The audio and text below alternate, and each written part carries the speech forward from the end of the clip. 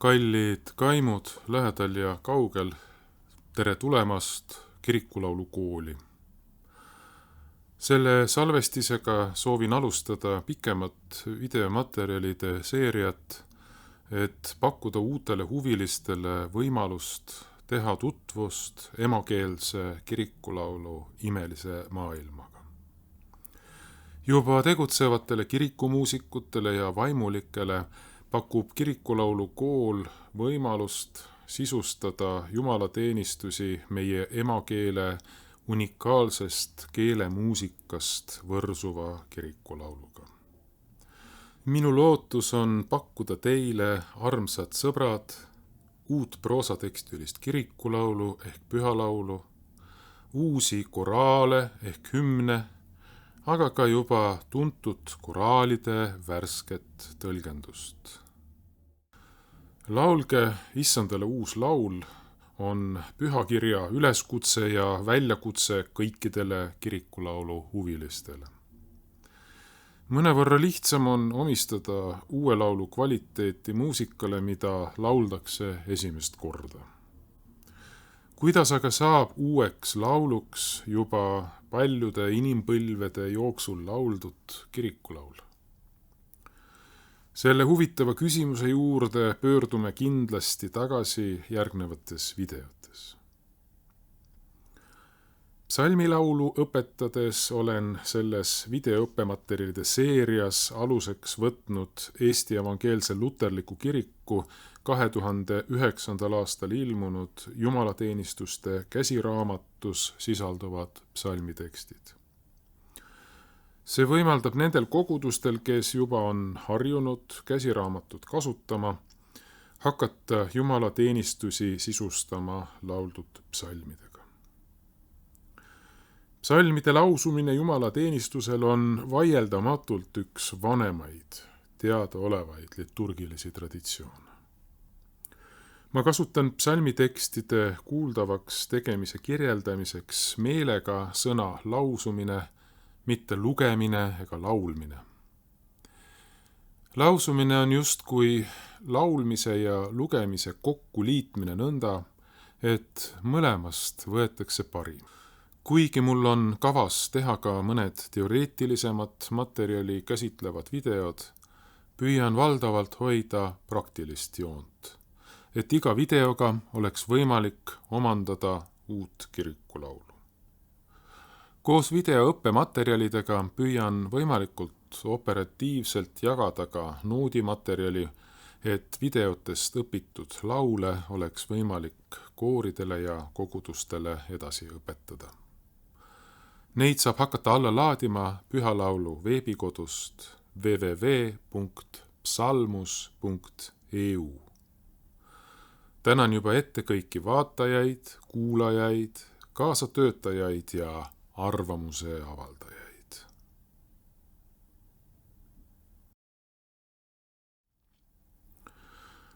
Pühalaulu õppimist tuleb alati alustada sõnast. Me ei hakka kunagi kõigepealt õppima viisi, vaid hakkame õppima teksti. Alustuseks tuleb teksti mitmel korral keskendunult läbi lausuda ja lasta sõnal enese peale mõjuda. Ole väga rõõmus, Sioni tütar, hõiska Jeruusalemma tütar. Vaata, sulle tuleb sinu kuningas, õiglane ja aitaja. Kallis vaataja, sul on võimalus seda videot vaadates aktiivselt õppeprotsessis osaleda. Selleks me lausume ja hiljem ka laulame õpitavat materjali koos. Püüa seda aktiivselt kaasa teha. Pühalaulus on alati väga olulisel kohal kuulatamine ja kuulamine. Ka nendes videotes ei tule märguanne koos lugemise või laulmise alustamiseks minu käeviipega, vaid koos alustamise märguandeks on minu sissehingamine. Proovime lausuda seda teksti koos. Kuula, kuidas ma hingan ja hinga minuga koos. Ole väga rõõmus, Sioni tütar, hõiska Jeruusalemma tütar.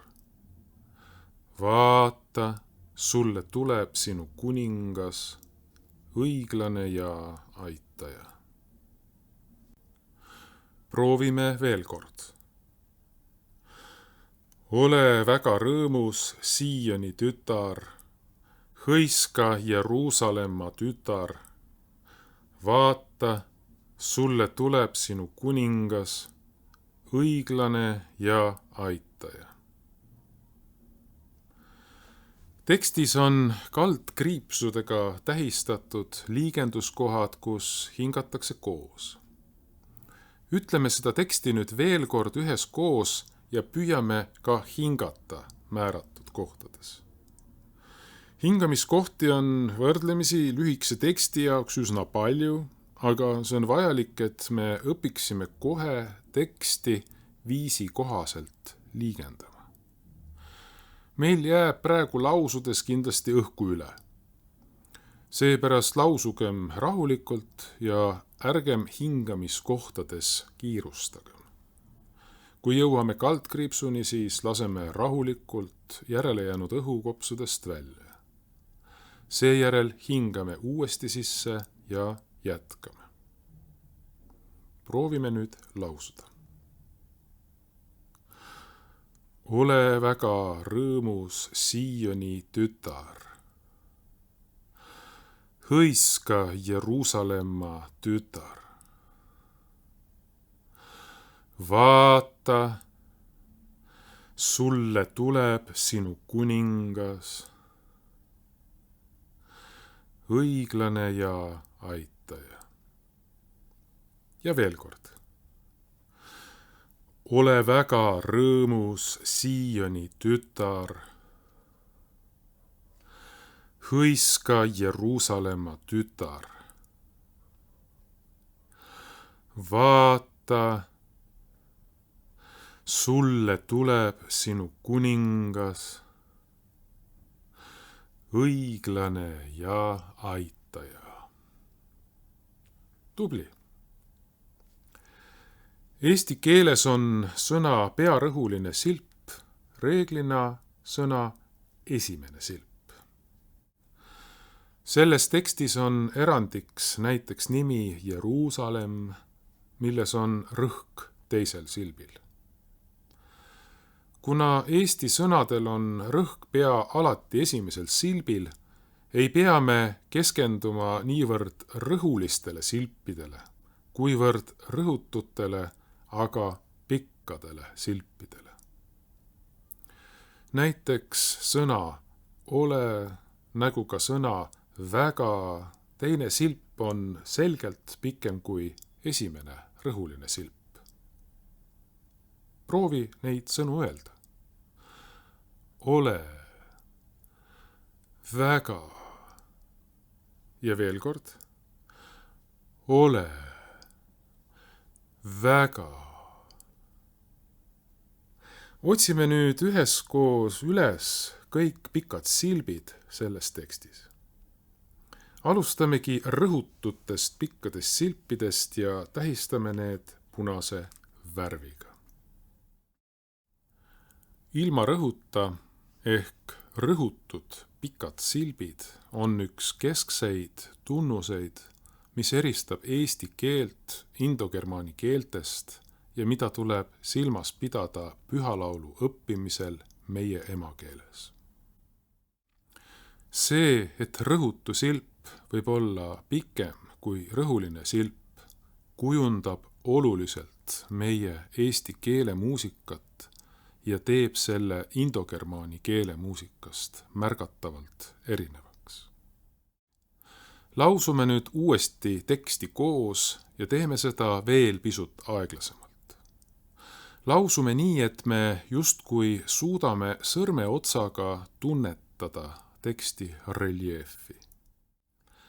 Meie kavatsuse sõrm käib kaasas iga pisimagi õnaruse teksti reljeefil.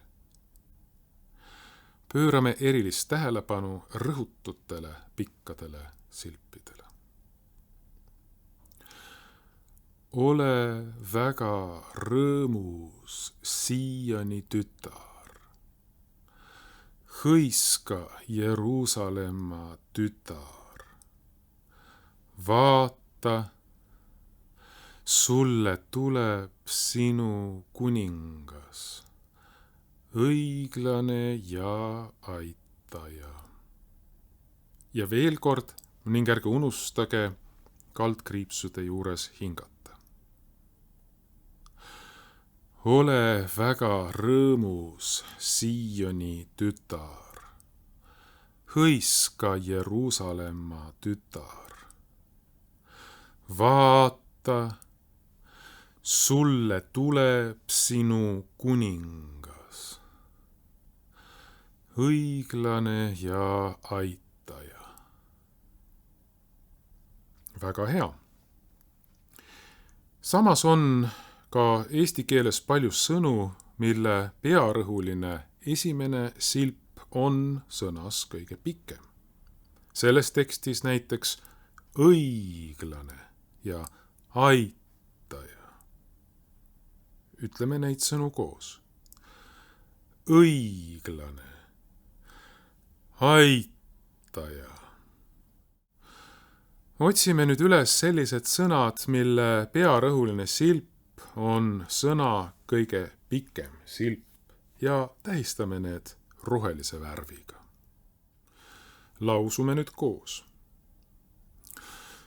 Ole väga rõõmus Sioni tütar. Hõiska Jeruusalemma tütar. Vaata, sulle tuleb sinu kuningas, õiglane ja aitaja. Nendes eestikeelsetes sõnades, mille pearõhuline silp on sõna pikim silp, peame kindlasti märkama rõhutuid silpe. Kui me kuulatame näiteks sõna hõiska silpide kestvuse proportsiooni, siis märkame, et teine silp on esimesega võrreldes ajaliselt pea olematu. Lausume seda sõna koos. Hõiska ja veel kord hõiska. Sama kehtib ka sõnade vaata ja sulle kohta. Vaata, sulle. Lausume nüüd kõik koos. Hõiska, vaata, sulle. Tubli. Veel on meie tekstis kolmesilbilised sõnad, mille pearõhuline silp on pikk. Sioni, õiglane, aitaja. Ka nendes sõnades on kaks viimast silpi väga kerged. Proovime koos lausuda. Sioni, õiglane, aitaja. Hästi. Et saavutada keelele omane muusikaline rütm, on väga oluline teadvustada kõiki kergeid silpe ja neid üldjuhul mitte venitada. Et neile kergetele silpidele tähelepanu juhtida, tähistagem need sinise värviga. Lausume kõik koos ja pöörame tähelepanu kergetele silpidele. Ole väga rõõmus Sioni tütar. Hõiska Jeruusalemma tütar. vaata, sulle tuleb sinu kuningas, õiglane ja aitaja. Erandiks võivad olla kerged silbid hingamispauside ees, näiteks vaata, või ka ühesilbilised sidesõnad, mille pikendamine võib aidata teksti tähenduslikkust esile tuua. Tänases tekstis on üks selline koht, õiglane ja aitaja. Kui lausume seda nii-öelda argikeeles, siis kõlab see õiglane ja aitaja. Kaks viimast sõna sulavad justkui kokku. Kui aga pikendame õige pisut sõna ja, siis toob see eriliselt välja sõna aitaja. Õiglane ja aitaja. Proovime kõik koos. Õiglane ja aitaja. Seepärast märgin ka sõna ja rohelise värviga, mis tähendab pearõhulist pikka silpi. Tekst on nüüd värvidega märgistatud. Mustaks on jäänud ainult pearõhulised, lühikesed silbid. Proovime nüüd veel kord lausuda teksti koos. Ole väga rõõmus, Sioni tütar, hõiska Jeruusalemma tütar. Vaata, sulle tuleb sinu kuningas, õiglane ja aitaja. Kui me püüame tähelepanu pöörata pikkadele silpidele, eriti just rõhututele pikkadele silpidele, siis võib meie lugemine võrreldes argikeelega tunduda ebaloomulik. Ärgem laskem ennast sellest heidutada, sest selline lugemine on vajalik ainult õppeprotsessi jaoks. Kui me oleme endale õppimise käigus teadvustanud keele loomupärase rütmi ja selle korduvate lausumistega kinnistanud, siis tavapärases tempos lausudes kaob kõnest ebaloomulikuna tunduv venitamine. Lõpetuseks loeme teksti kõik koos selliselt pildilt, nagu me alustasime. Ole väga rõõmus, Sioni tütar, hõiska Jeruusalemma tütar. Vaata, sulle tuleb sinu kuningas, õiglane ja aitaja. Tubli! Oleme nüüd antifoni teksti ära õppinud ja võime asuda viisi õppima. Alustuseks laulan teile antifoni algusest lõpuni. Ole väga rõõmus, Sioni tütar, hõiska Jeruusalemma tütar. Vaata,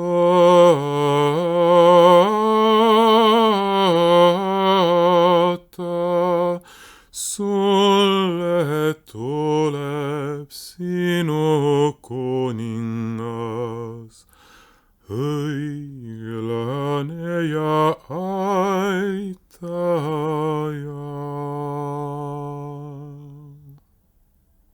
Seletan pisut noodipilti. Kuigi kõik antifoonid ja hiljem ka psalmitoonid ning vastuslaulud on kirjutatud üles viiulivõtmes, ei ole tegu absoluutsete noodikõrgustega. Kogu muusikalist materjali võib vajadusel transponeerida kas kõrgemaks või madalamaks. Mina näiteks alustasin toon madalamalt ehk D-noodist. Seletamist vajavad ka tingmärgid. Kriipsuke noodi all tähistab selle noodi pikendamist vastavalt lausutud teksti rütmile. Kasutusel on lühem kriipsuke ja pikem kriipsuke, mis tähistavad vastavalt vähemat pikendamist ja enamat pikendamist. Mõni noot võib olla varustatud ka 2 kriipsukesega, mis tähendab eriti suurt pikendamist. Suleke noodi kohal tuletab meelde selle silbi kergust. See täiesti uus tingmärk on võetud kasutusele seetõttu, et klassikalises noodi ortograafias ei ole märki, mis tähistaks noodi kergust. Proosatekstilises kirikulaulus ehk pühalaulus ja eriti veel eestikeelses pühalaulus on aga väga oluline tuletada lauljale meelde, kus asuvad eriliselt kerged silbid. Kui noot on varustatud nii kriipsukesega kui sulekesega, siis tähendab see, et tegu on pikendatud, aga kerge silbiga. Mõnedes kohtades on kasutatud rõhumärki, et tuua eriliselt esile olulist sõna. Väga oluline on meelde jätta, et mitte iga pikk silp ei ole varustatud kriipsukesega ega iga kerge silp sulekesega. Ja kaugeltki mitte iga rõhuline silp ei ole varustatud rõhumärgiga. See risustaks noodikirja liigselt. Märgid on pigem asetatud meeldetuletuseks kohtadele, kus lauljat võiks varitseda oht minna vastuollu teksti loomuliku rütmiga. Koma noodijoonestiku peal tähistab ühist hingamispausi. 8-haruline tärn esimese noodirea peal on sätitud sellesse kohta, kus kantoriga liituvad ülejäänud lauljad. Olgu siis koor, vaimulikud või miks mitte ka kogudus. Proovime nüüd laulda antifooni koos.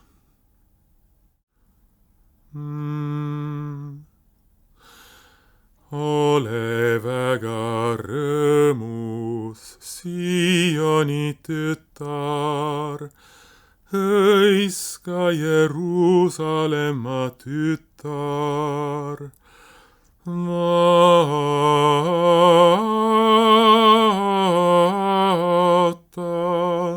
sulle tuleb sinu kuningas, õiglane ja aitaja.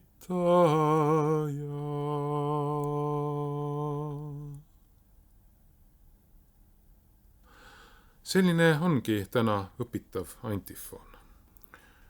Laulan nüüd veel kord esimesed 2 rida ja palun sul seda korrata.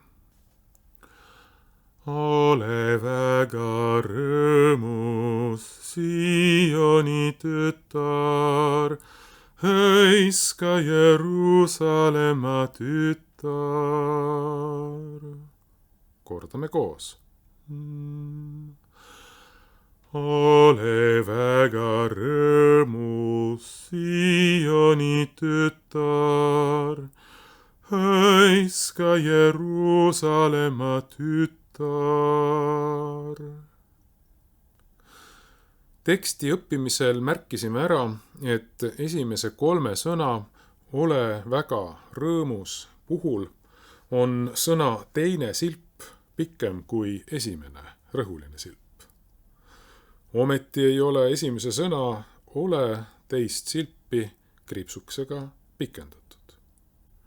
Sellistel puhkudel tuleb rakendada loomulikku keelevaistu ja pikemat silpi õige pisut pikendada. Sõna väga teine silp on aga juba märgitud pikendatuks, kasutatud on lühemat kriipsukest.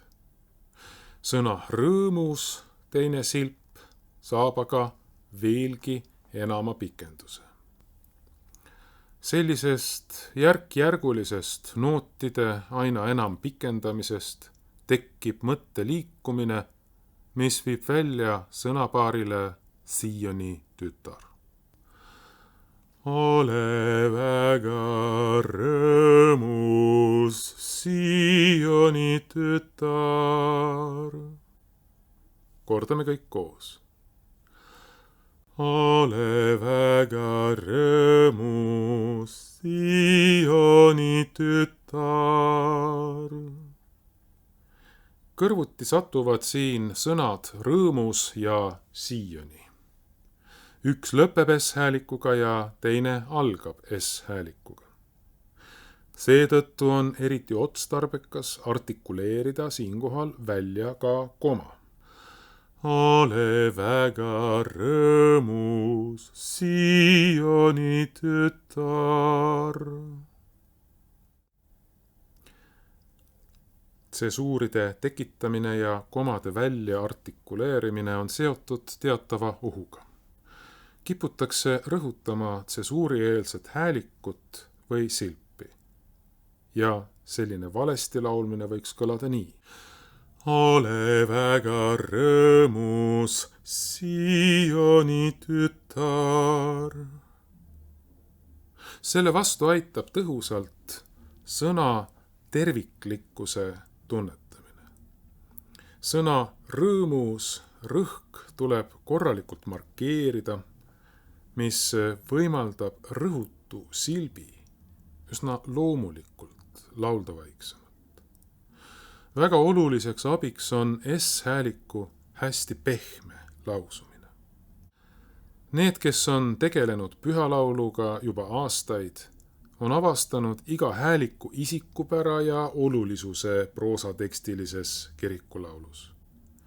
Samuti on oluline märgata, et üksiku hääliku isikupära saab erinevates sõnades erinevalt ilmsiks. S-häälik sõna rõõmus lõpus kõlab sootuks teisiti kui S-häälik sõna Sioni alguses. Esimene S-häälik on rõhutu ja pehme, teine aga rõhuline ja märksa teravam. Ole väga rõõmus, Sioni tütar. Kordame kõik koos. Ole väga rõõmus, Sioni tütar. Kena. Niisuguste keeleliste nüansside avastamine on pühalaulu eriline rõõm ja privileeg. Ning need ei jää kaugeltki mitte ainult kõlalisteks avastusteks, vaid aitavad meil paremini taibata ja sügavamalt mõtestada meile kingitud kalleid emakeelseid sõnu. Võtame nüüd teise rea. Hõiska Jeruusalemma tütar. Paneme nüüd hoolega tähele, et me sõna hõiska teist silpi laulaksime hästi kergelt ja lühidalt. Palun kõik koos. Hõiska Jeruusalemma tütar. Olgem tähelepanelikud, et sõnas Jeruusalemm on üks S.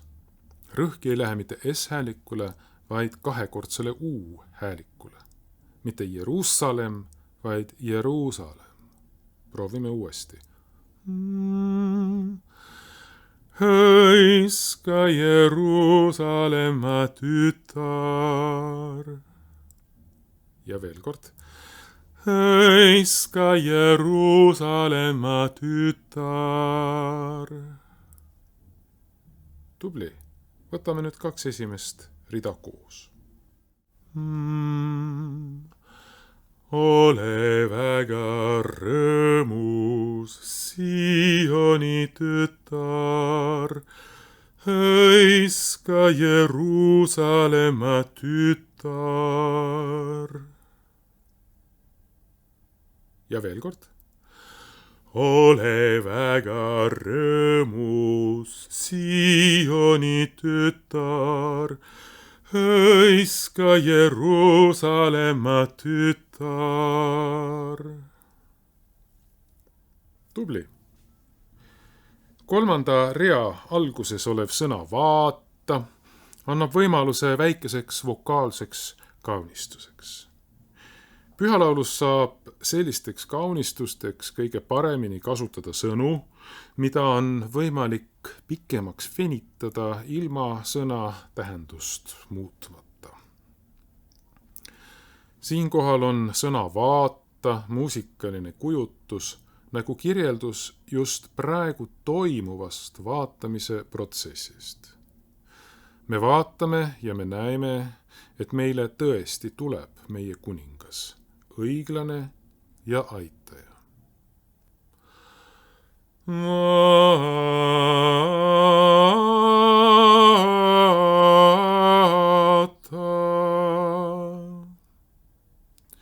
Pange hästi tähele nootide pikendamist. Teine noot E on pisut pikendatud, 3. noot G on enam pikendatud ja 4. noot H on veelgi rohkem pikendatud. Nootide järk-järgulisest pikendamisest tekib taas mõtte liikumine, mis suunab edasisele tekstile. Sõna vaata tuleks laulda sellise tundega, nagu sa ei teaks, mis tulemas on. Selle sõna vokaalses venitamises kajastub ootusärevus. Samuti palun märka, et pisut on pikendatud eelviimane noot G. Palun kõik koos. Vaata.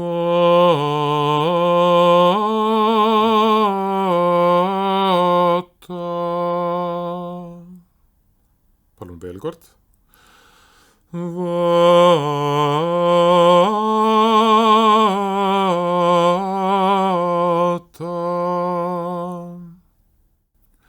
Tubli, võtame järgmise lõigu.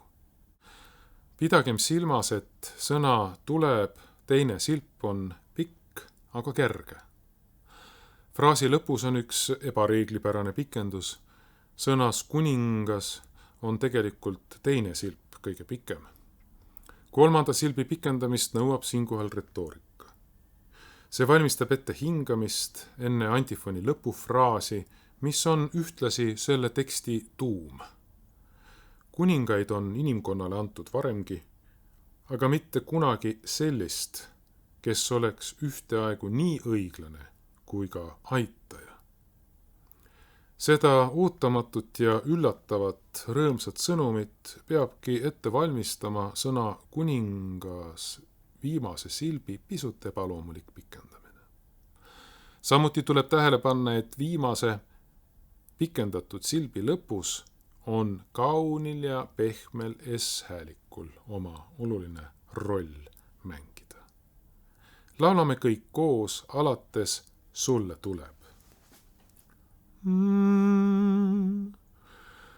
Sulle tuleb sinu kuningas. Palun märgake, et sõna sulle esimene silp, mis on nii rõhuline kui ka pikk, koosneb valdavas osas häälikust L. Sulle, sulle, sulle. Siinkohal ei tohi mingil juhul hakata venitama U-häälikut. Laulmine L-häälikul on samavõrra võimalik kui laulmine U-häälikul. U-häälikut venitades ei oleks tegu mitte ainult inetult moonutatud sõnaga, vaid ka sõna tähenduse muutmisega. Eesti keel on vältekeel, mis tähendab, et hääliku pikkus võib muuta sõna tähendust. Kui venitame U-häälikut, siis saame sõna sulle asemel sõna suule, mis tähendab hoopis midagi muud. Laulame veel kõik koos alates sõnast sulle. Sulle tuleb sinu kuningas.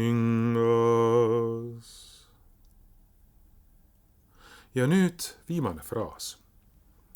Selles fraasis on sul oluline silmas pidada, et sõna õiglane, teine ja kolmas silp, eriti aga viimane kolmas silp, oleksid kerged. Sõna õiglane kahe viimase silbi ajal liigub meloodia üles. Ja muusikaline vaist ütleb meile, et jõudes tõusu kõige kõrgemasse nooti oleks vaja seda pikendada. Õiglane ja... Aga me peame ennekõike lähtuma tekstist ja seepärast laulma hoopis nii. Õiglane ja aitaja. Samuti tuleb tähele panna sidesõna ja kerget pikendamist. Kuna siin satuvad kõrvuti sõnad ja ning aitaja, millest esimene lõpeb häälikuga a ja teine algab häälikuga a, siis oleks ka siin otstarbekas teha õhkõrn katkestus sõnade vahel. Taas püüdkem vältida katkestuse eelset rõhku ja liiga järsku katkestust sõnade vahel. See võiks kõlada umbes nii. Õiglane ja aitaja. Laulame nüüd koos. Õiglane ja aitaja. Teeme seda veel üks kord ja paneme ka tähele antifooni kahe viimase noodi pikendust, mis vormistub väikese aeglustusena antifooni lõpus. Õiglane ja aitaja.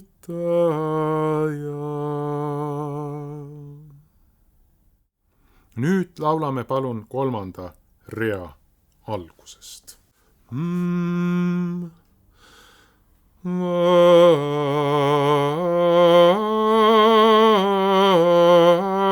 Vaata, sulle tuleb sinu kuningas, õiglane ja aitaja. Aitäh! Ja olemegi valmis laulma tervet antifooni. Ole väga rõõmus, Sioni tütar, hõiska Jeruusalemma tütar, vaata,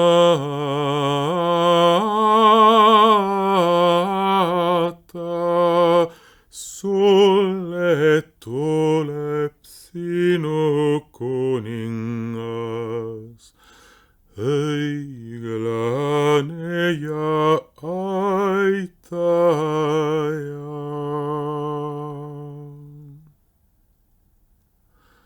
Ja olemegi antifooni läbi töötanud.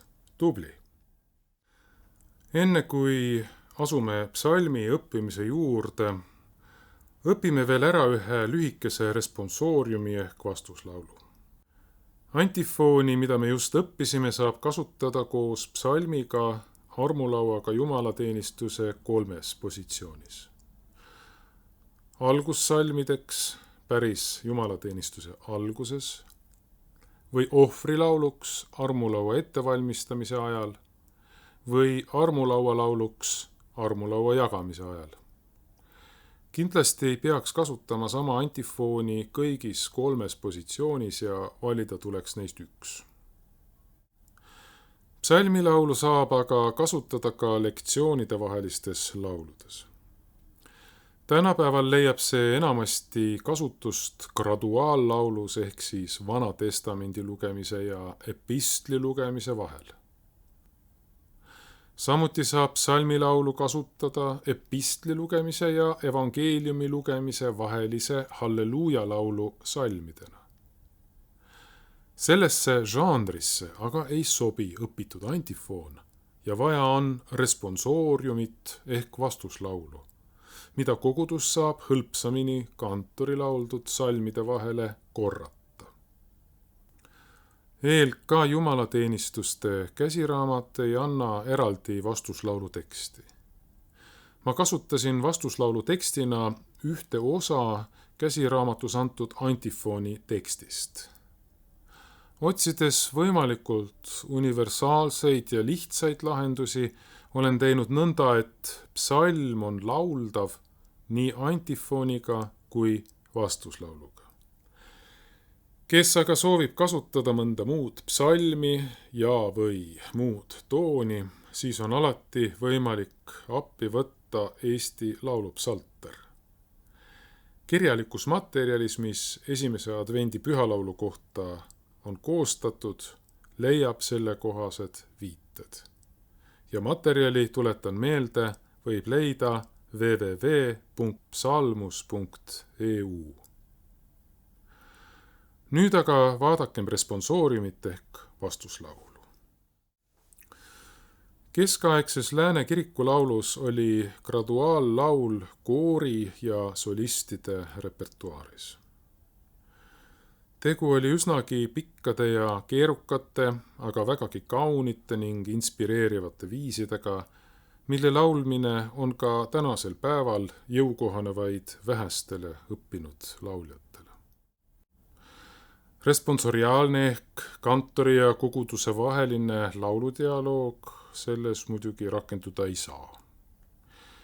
Tänapäeval, mil püütakse laulmisesse kaasata just kogudust, peavad responsooriumid ehk vastuslaulud olema piisavalt suupärased. Kuna salme laulab solistist kantor, siis siinkohal võiks ehk pakkuda pisut keerukamaidki psalmitoone. Alustuseks, nagu ikka, vaatame sõna. Vaata, sulle tuleb su kuningas. Lausume koos. Vaata, sulle tuleb su kuningas. Töötades tekstiga on meie rutiin ikka ja alati üks ja seesama. Otsime esmalt üles pikad, ent rõhutud silbid ja tähistame need punase värviga.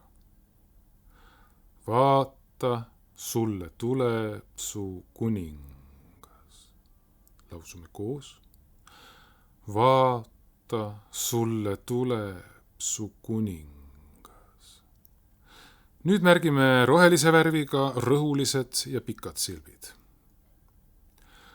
Vaata, sulle tuleb su kuningas. Lausume koos. Vaata, sulle tuleb su kuningas. Ja nüüd näemegi taas silpe, mis on rõhulised, aga lühikesed. Nende värvi jätame mustaks.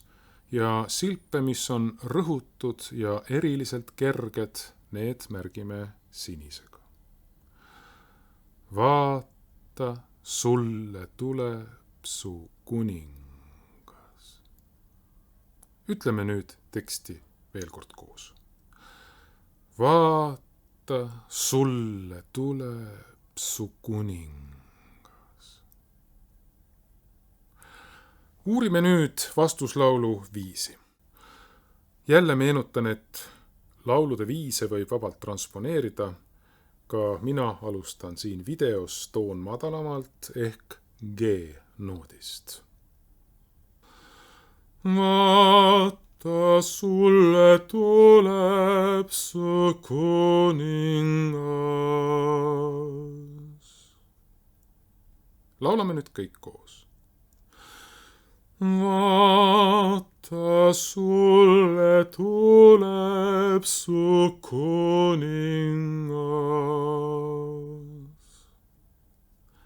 Nüüd, kui me teame tingmärkide tähendust, siis on juba võrdlemisi lihtne selline viis vastavalt eesti keele rütmile ära laulda. Proovime veel kord. Vaata, sulle tuleb su kuningas. Tubli!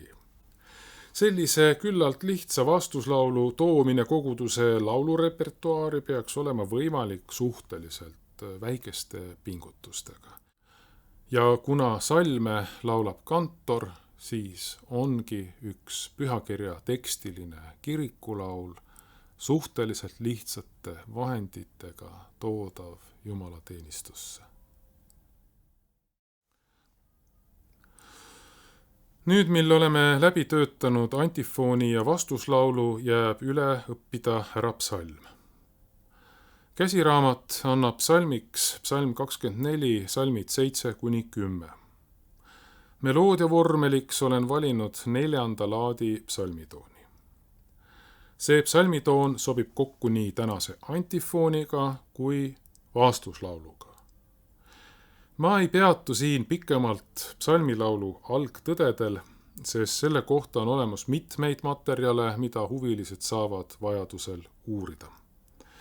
Vaadake näiteks 4 esimest sammu emakeelses pühalaulus, mis on leitav meie veebikodust www.psalmus.eu.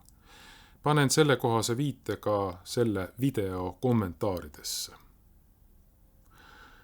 Ütlen siinkohal vaid lühidalt, et lausudes või lauldes psalmi meloodiavormelite abil oleme me nagu palverändurid Jeesuse juurde.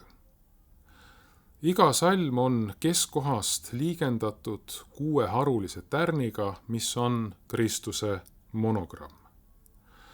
See moodustub Jeesuse kreekakeelse nimekuju esitähti I ja X teineteise peale kirjutades. Me asume teele iga salmi alguses, kohtume Jeesusega iga salmi keskel ja asume tema rahus taas teele salmi lõpu suunas. See kordub igas salmis samamoodi. Seega on kõige tähtsam koht psalmis just selle keskkohas. Seal peatume hetkeks ja võtame aega. Me hingame välja ja kuulatame vaikust. Niisiis, pidagem meeles väga tähtis põhimõte. Kui jõuame Jeesuse monogrammini, siis hingame alati välja. Peale vaikuse hetke liigume edasi ja märguande selleks saame taas kellegi sisse hingamisest. Kui salmi keskkohas on pikem paus, siis 2 salmi vahel erilist katkestust ei ole. Nagu iga laulu puhul alustame sõna lugemisest. Ma loen psalmi ükskord ette, püüdkem keskenduda kuulates sellele, kuidas ma pean pause. Teie väravad, tõstke oma pead ja teie igavesed uksed saage kõrgeks. Et aukuningas saaks sisse tulla. Kes on see aukuningas? See on issand, tugev ja vägev issand, vägev sõjas. Teie väravad, tõstke oma pead ja teie igavesed uksed saage kõrgeks. Et aukuningas saaks sisse tulla. Kes on see aukuningas? Issand Sebaot, see on aukuningas. Loeme nüüd kõik koos selle psalmi. Teie väravad, tõstke oma pead ja teie igavesed uksed saage kõrgeks. Et aukuningas saaks sisse tulla. Kes on see aukuningas? See on issand, tugev ja vägev issand, vägev sõjas. Teie väravad, tõstke oma pead ja teie igavesed uksed saage kõrgeks. Et aukuningas saaks sisse tulla. Kes on see aukuningas? Issand Sebaot, see on au kuningas. Tubli, eks ole tore üheskoos psalmi lugeda.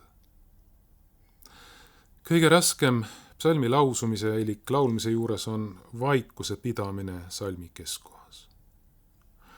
Me oleme kiirustavad ja kärsitud inimesed rööprähklevas maailmas. Meil on väga raske ennast sundida rahulikuks. Psalmilauluga tegelemine on selle harjutamiseks suurepärane võimalus.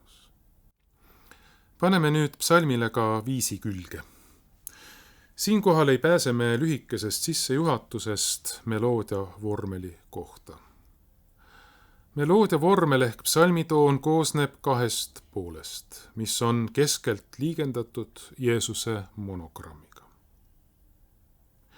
See monogramm seal psalmitooni peal on täpselt seesama monogramm, mis on meie psalmi tekstides psalmide keskkohas. Nii et meloodia vormelis olev monogramm tuleb kokku viia psalmi keskel oleva monogrammiga. Esimene pool koosneb alustusest, põhihelist, poolitusest, põhihelist ja vahepeatusest. Teine pool koosneb põhihelist ja lõpetusest. Püüame need mõisted endale meelde jätta. Alustus, põhiheli, poolitus, vahepeatus, lõpetus. Enamus silpe lauldakse samal noodi kõrgusel ehk põhihelil. Kui vaatate tähelepanelikult teksti, siis näete, et osad silbid tekstis on kas kaldkirjas või paksendatud kirjas. Selliselt märgistatud silpide puhul toimub põhihelist eristuv meloodiline tegevus. Kursiivis kirjutatud silbid on osa kas alustusest või poolitusest. Tekstis on poolitus tähistatud pistodaga. Selle koha peal lõigatakse lause justkui pooleks.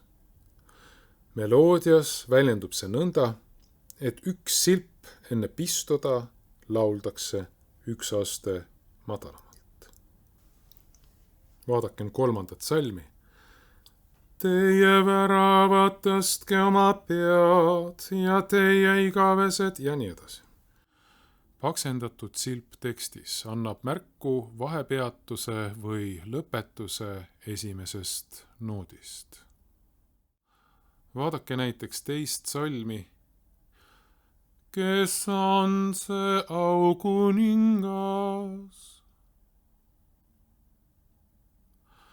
See on issand tugev ja vägev issand, vägev sõjas. Ma laulan nüüd ette esimesed 4 salmi ja teie püüdke ennekõike jälgida teksti ja kursiivis või paksendatud kirjas märgitud silpe.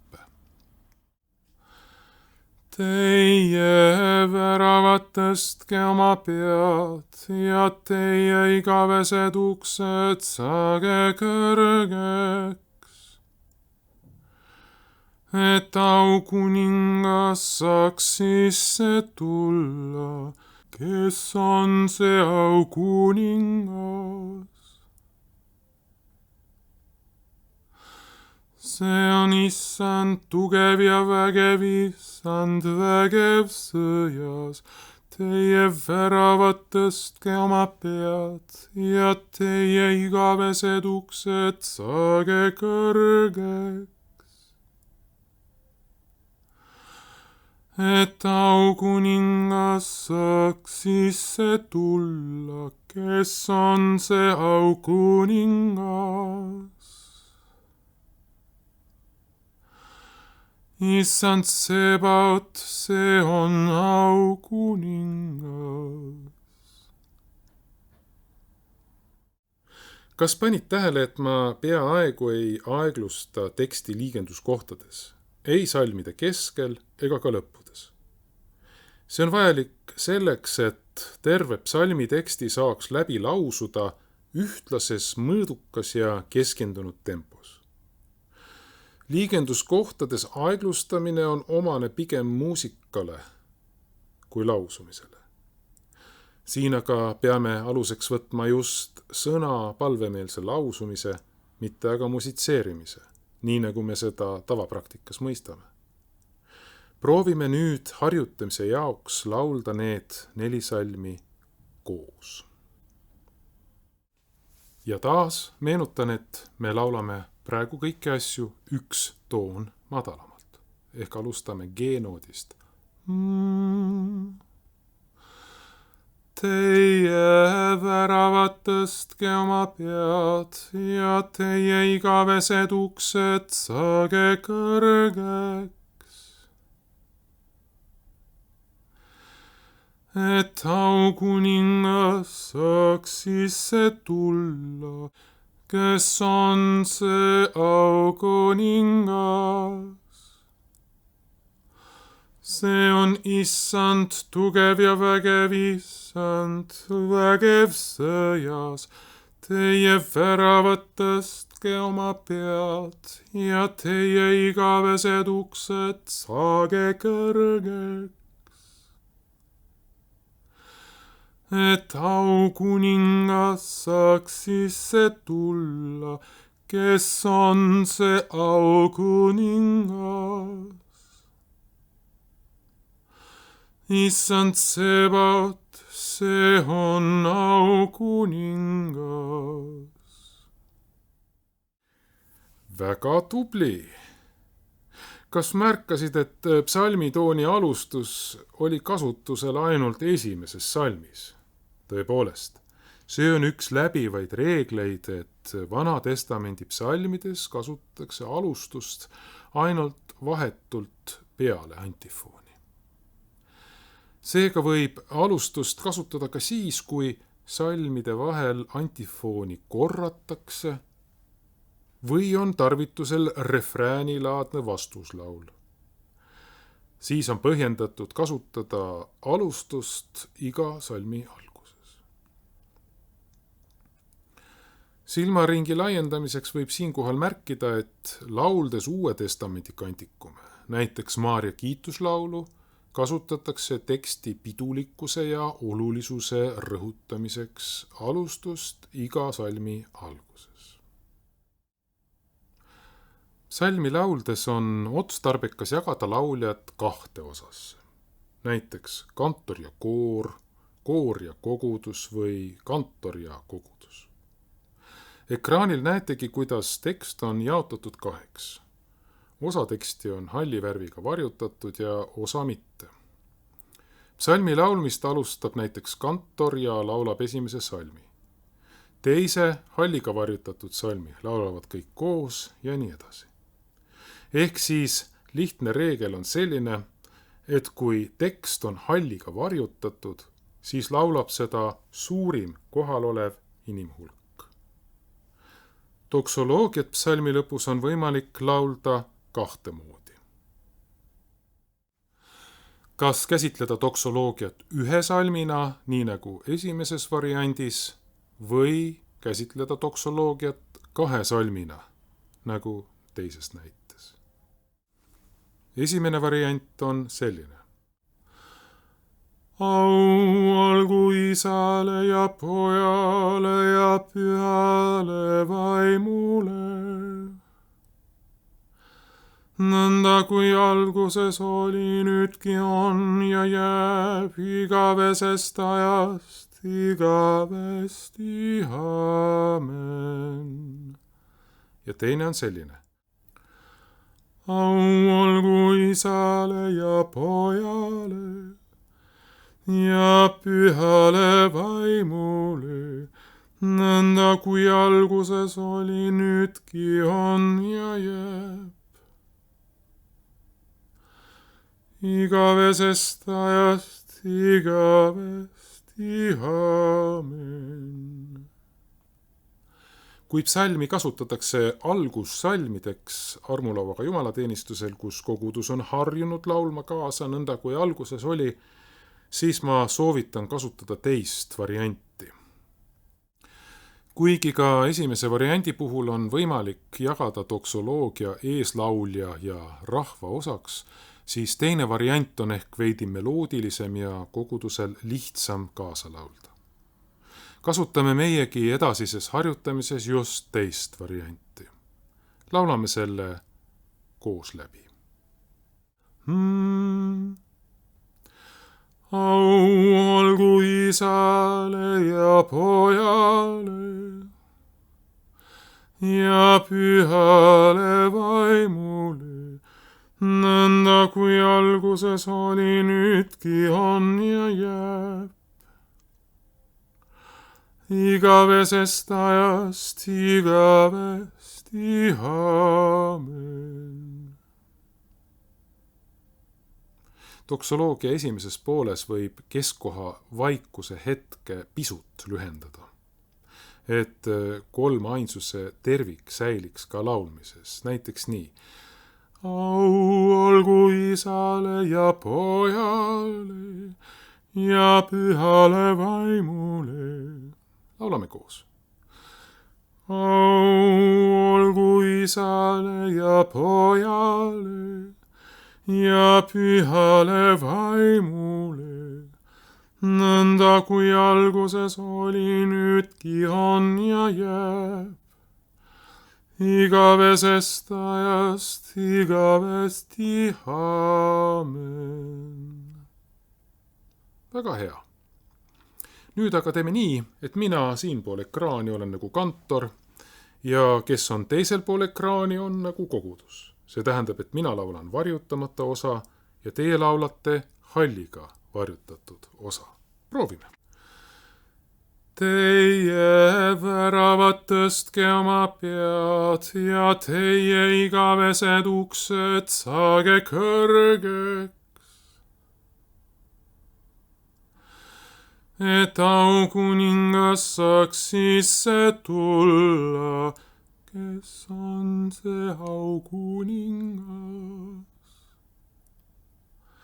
See on Issand tugev ja vägev, Issand vägev sõjas. Teie väravad tõstke oma pead ja teie igavesed uksed saage kõrgeks, et aukuningas saaks sisse tulla. Kes on see aukuningas? Issand Sebaot, see on aukuningas. Au olgu Isale ja Pojale ja Pühale Vaimule, nõnda kui alguses oli, nüüdki on ja jääb,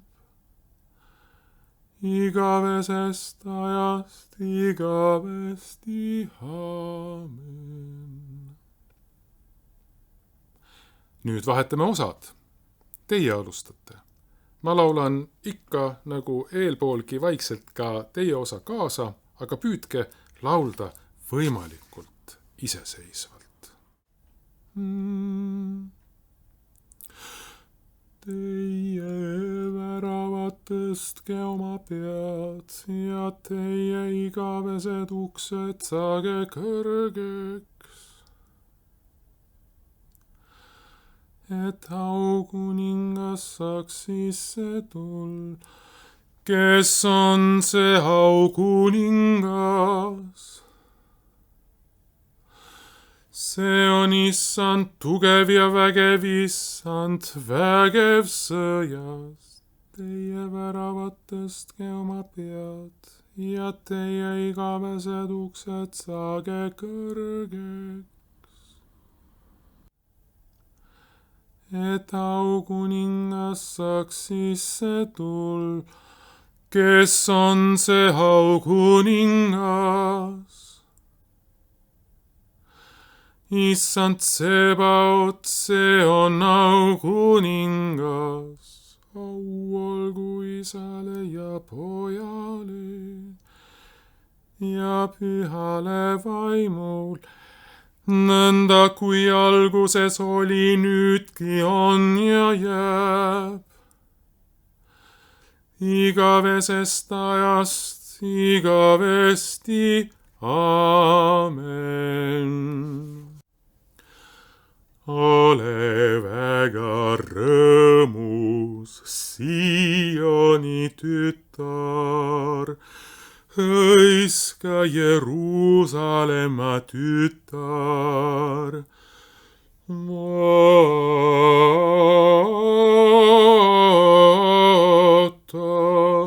sulle tuleb sinu kuningas,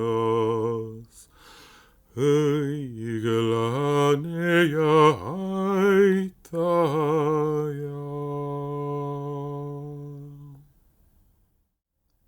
Väga hea. Selle üllatusliku antifooni lisamisega psalmi lõppu saamegi alustada selle videoõppetunni viimast osa. Kuidas panna kokku psalm ja antifoon? Kuidas panna kokku psalm ja vastuslaul?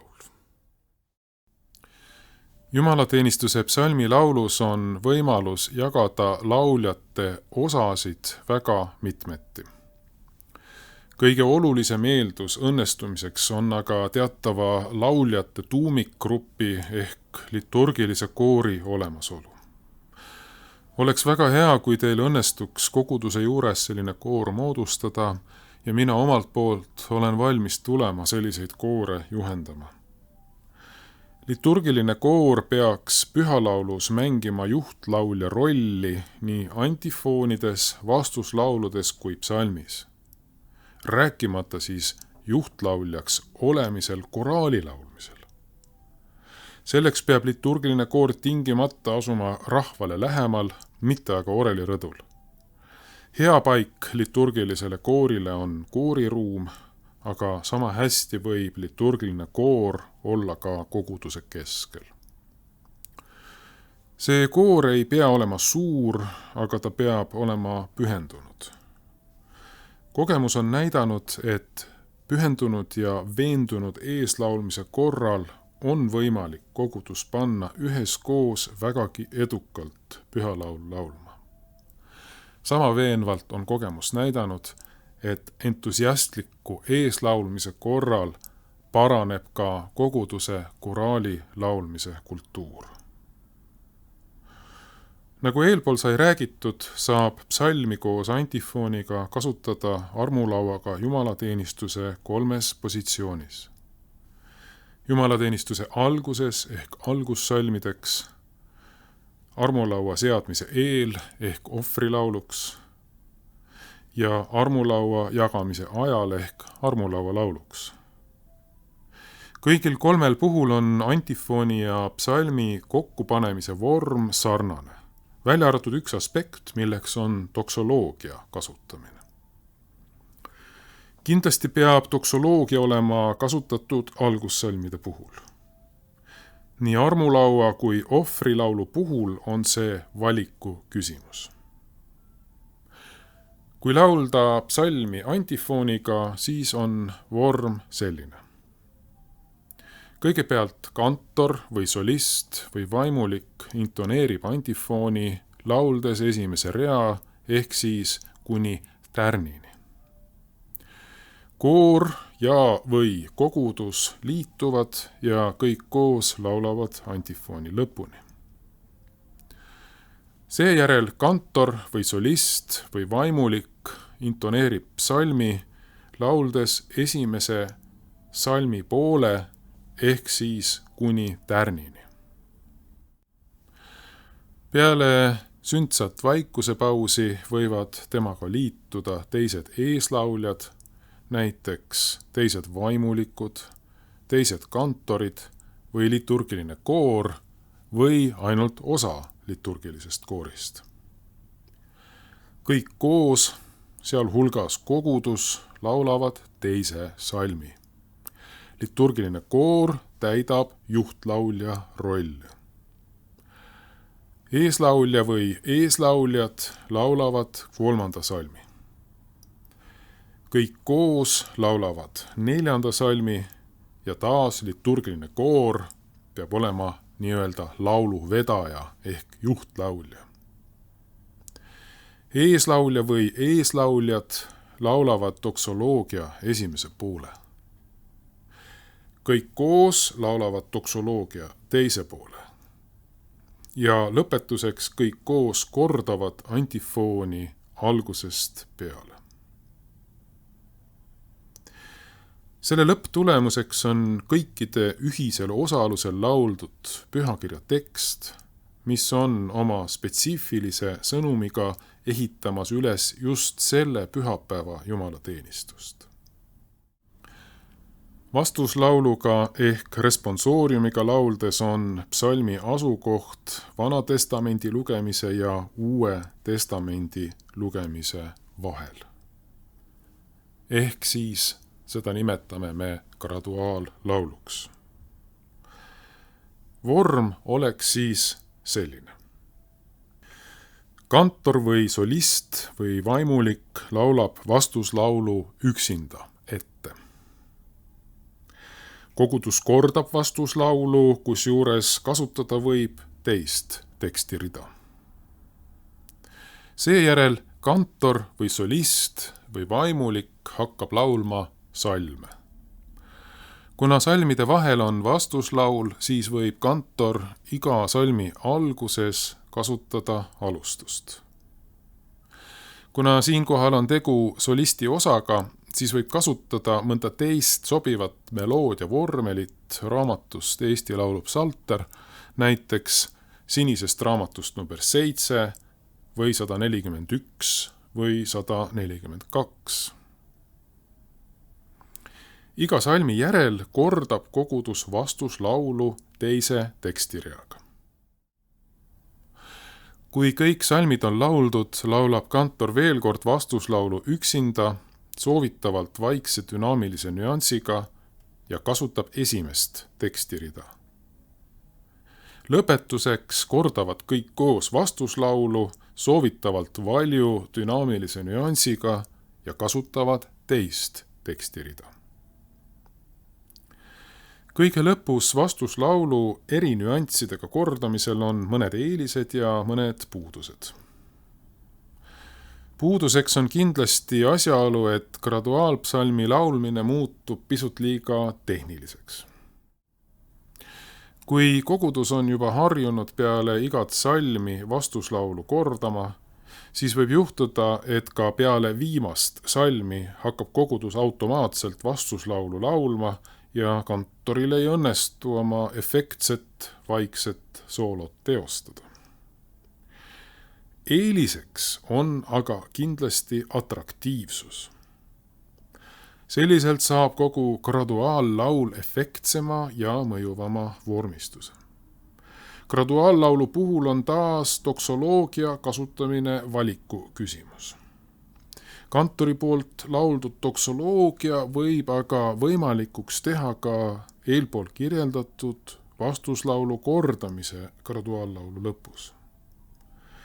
Kuna doksoloogia tekst eristub koguduse liikme jaoks selgelt teistest salmidest, siis tekitab see teravdatud tähelepanu ja kantoril võib olla võimalus oma soolo ära laulda ning graduaal saab lõpetatud ühise, efektse, valjult lauldud vastuslauluga.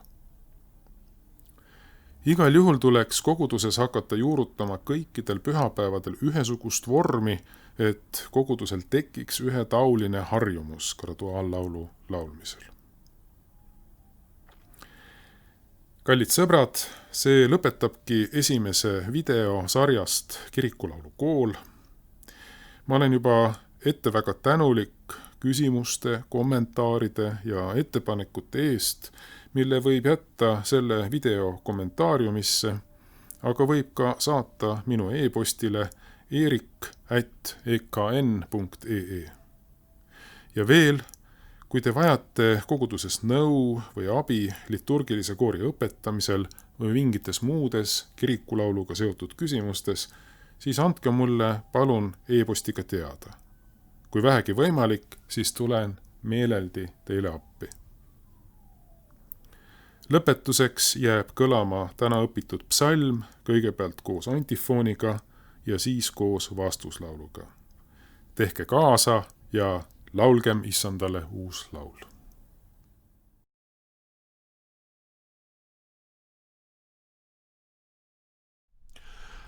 Ole väga rõõmus, Sioni tütar, hõiska Jeruusalemma tütar.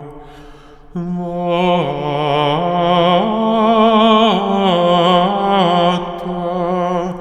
sulle tuleb sinu kuningas, õiglane ja aitaja.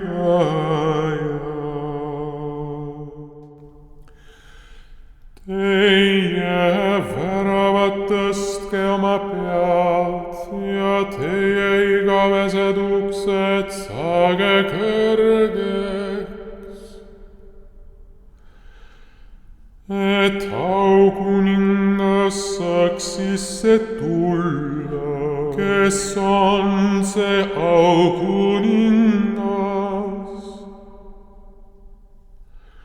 See on Issand tugev ja vägev, Issand vägev sõja. Teie väravad tõstke oma pead ja teie igavesed uksed saage kõrgeks, et aukuningas saaks sisse tulla. Kes on see aukuningas? Issand Sebaot, see on aukuningas. Olgu Isale ja Pojale ja Pühale Vaimule, nõnda kui alguses oli, nüüdki on ja jääb, igavesest ajast igavesti. Aamen. Ole väga rõõmus, Sioni tütar, hõiska Jeruusalemma tütar.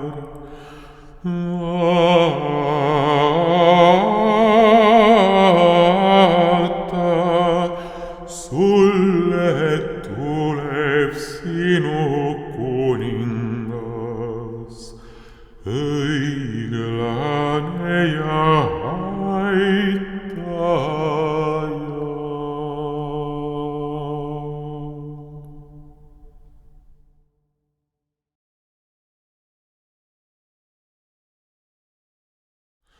Vaata, sulle tuleb su kuningas. Vaata, mulle tuleb mu kuningas. Teie väravad tõstke oma pead ja teie igavesed uksed saage kõrgeks,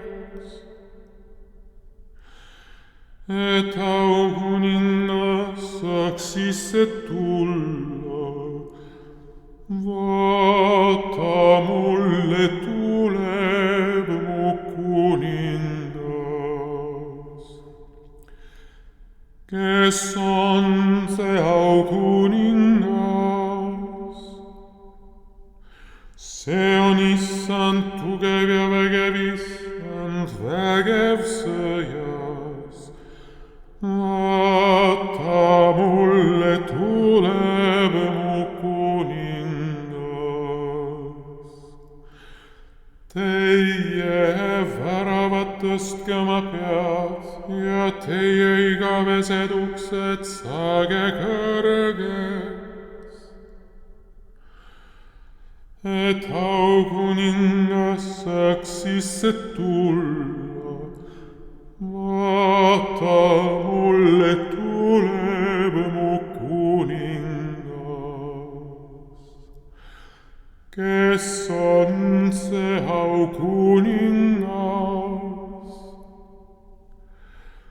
Issand Tsebaot, see on aukuningas. Vaata, mulle tuleb mu kuningas.